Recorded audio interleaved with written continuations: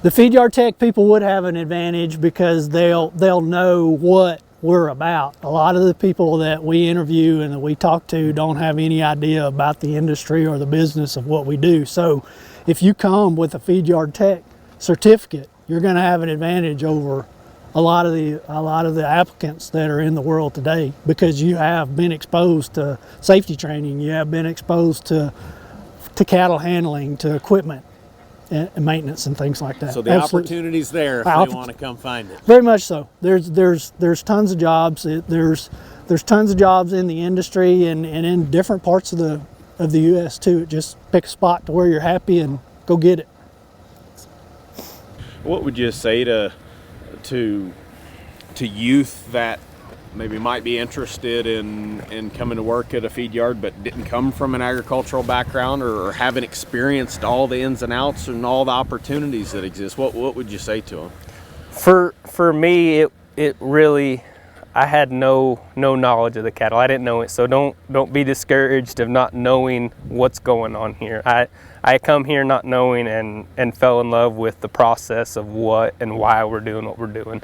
So, and there's just so many different aspects and parts to a feed yard. I mean, it's not just the cattle, it's not just the feed, it's not just the doctoring or feed truck driving. I mean, there's 100 opportunities of different things and that are moving in this feed yard every day that they could plug into and find what's the best fit for them. If they want to weld, I mean, there's metal everywhere. I mean, there's pins, there's the mill portion. I mean, there's welding opportunities, there's mechanic opportunities, there's just about, I mean, if you're wanting the farming portion, I mean, there's a little bit of everything on a feed yard that's going on that they can get involved in. They don't have to nail themselves down to one thing. And there's opportunities for them if they want them. Yep, for sure. Excellent. So Coury, tell me, what's your role here at XIT Feeders? Currently right now I'm got the role of mill manager. Big part of that's ensuring the quality of the feed that's going to these animals. So in a way, you are one of the people that's completely responsible for making sure every one of these critters gets fed every day. Yes, sir. My understanding that you didn't necessarily come from an agricultural background? No ag background. I actually moved here and went to ministry school and come out to the feed yard not knowing anything about it. I started out washing water tanks and maintenance on the water tanks and moved to head welder. Never welded before I come here, and I feel like I can fabricate pretty good now.